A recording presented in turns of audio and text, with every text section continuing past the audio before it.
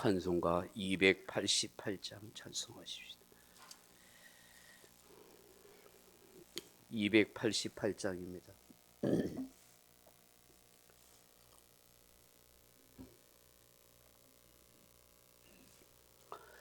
예수를 나의 구주 삼고 성령과 피로써 거듭나니 이 세상에서 내 영혼이 하늘의 영광 누리도다. 이것이 나의 간증이요 이것이 나의 찬송일세. 나 사는 동안 끊임없이 구주를 찬송하리로다. 온전히 주께 맡긴 내 영 사랑의 음성을 듣는 중에 천사들 왕래하는 것과 하늘의 영광 보리로다. 이것이 나의 간증이요 이것이 나의 찬송일세. 나 사는 동안 끊임없이 구주를 찬송하리로다. 주 안의 기쁨 누림으로 마음의 풍랑이 잔잔하니 세상과 나는 간 곳 없고 구속한 주만 보이도다. 이것이 나의 간증이요 이것이 나의 찬송일세. 나 사는 동안 끊임없이 구주를 찬송하리로다. 아멘. 하나님 말씀 로마서 8장 10절로 11절 말씀 같이 읽겠습니다. 로마서 8장 10절 11절 말씀 같이 읽습니다. 또 그리스도께서 너희 안에 계시면 몸은 죄로 말미암아 죽은 것이나 영은 의로 말미암아 살아있는 것이니라. 예수를 죽은 자 가운데서 살리신 이의 영이 너희 안에 거하시면 그리스도 예수를 죽은 자 가운데서 살리신 이가 너희 안에 거하시는 그의 영으로 말미암아 너희 죽을 몸도 살리시리라. 아멘. 사랑하는 성도 여러분, 사도 바울의 신앙, 사도 바울의 신학은 in Christ입니다. 엔토 크리스토스입니다. 예수 그리스도 안에서입니다. 예수 그리스도 밖에서는 예수 그리스도 외에는 다른 어떤 소망도 어떤 생명도 어떤 길도 없기 때문입니다. 예수 그리스도 안에 있다, 예수 그리스도께서 우리 안에 거하신다 하는 것은 예수님과 생명의 관계를 맺고 있다 하는 것이며 예수님을 떠나서는 살 수가 없는 영적인 존재라 하는 것을 말씀하는 것입니다. 사도 바울은 분명하게 로마서 8장 1절 이하에 이런 말씀을 하시지요. 그리스도 예수 안에 있는 자에게는 결코 정죄함이 없나니. 예수 그리스도 안에 있는 사람은 무죄라는 것입니다. 그 이유가 생명과 성령의 법이 죄와 사망의 법에서 우리를 해방시켰기 때문이라 그렇게 말씀합니다. 예수 그리스도 안에 있는 성도는 죄와 사망의 법이 통제하는 인생이 아니라 생명과 성령의 법이 통제하고 지배하는 인생이 되었다라고 말씀하는 것입니다. 물과 성령으로 거듭난 성도의 거주지, 삶의 주소지는 그리스도 안이라고 밝히는 것입니다. 조금 전에 우리가 불렀던 찬송가 288장처럼 물과 성령으로 거듭난 인생으로 살아갈 수 있는 것은 그리스도 안에 있기 때문입니다. 그리스도 안에서의 삶은 거센 인생의 폭풍 속에서의 은신처요 추적당하는 자의 은밀한 피난처이며 신령한 몸과 영혼이 연합되어지는 것을 말씀합니다. 거기에는 영적 자유가 있습니다. 하나님의 긍휼과 은총이 있으며 축복과 영생의 특권이 있는 것입니다. 그렇다면 우리가 그리스도 안에 있다 하는 것, 우리가 그리스도 안에 거하며 살아간다 하는 것은 내가 어떤 존재가 되었다 하는 것을 말하는 것입니까? 그 첫째는 나는 그리스도의 사람이 되었습니다 하는 것입니다. 그리스도가 내 안에 있으면 나는 그리스도의 사람인 것입니다. 만일 너희 속에 하나님의 영이 거하시면 너희가 육신에 있지 아니하고 영에 있나니 누구든지 그리스도의 영이 없으면 그리스도의 사람이 아니라 그렇게 말씀합니다. 여기 하나님의 영, 그리스도의 영 또는 그리스도라 하고 쓰인 말은 모두 동의격입니다. 이 셋은 같은 사실을 말씀하고 있는 것입니다. 그리스도께서 내 안에 계실 수 있는 것은 성령을 통해서 구현되는 것입니다. 성령의 역사 없이는 결코 그리스도를 주라 부를 수 없기 때문입니다. 교회는 성령으로 세례를 받은 사람들이 구성되어진 그리스도의 몸입니다. 그러므로 그리스도의 영이 없이는 그리스도인이 될 수 없습니다. 우리는 오늘날 교회에서 그리스도가 없는 단순한 교인들을 많이 발견하게 됩니다. 엄격하게 말하면 진정한 의미에서는 교회라고 할 수가 없습니다. 교회는 그리스도를 주로 고백하고 믿는 사람들이 모인 공동체이기 때문입니다. 그것이 진정한 그리스도의 몸이요 교회가 되는 것입니다.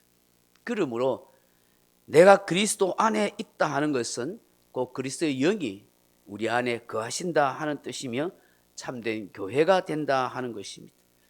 오순절 이후 성령께서는 각 그리스도인의 속에 거하신 바 되었습니다. 이는 일시적이 아니라 영원히 거하시게 된 것입니다.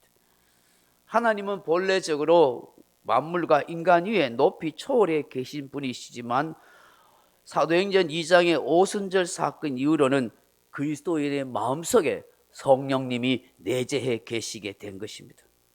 그러므로 하나님께서는 그리스도인을 자기 백성, 자기 자녀로 삼으시고 확정하십니다.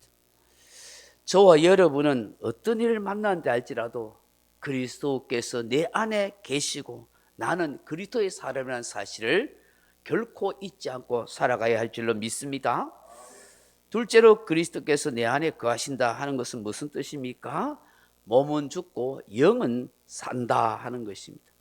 그리스도가 내 안에 있으면 몸은 비록 죽지만 영은 사는 것입니다. 첫째 아담의 불신종으로 말미암아 죽음이 사람에게 들어왔지요.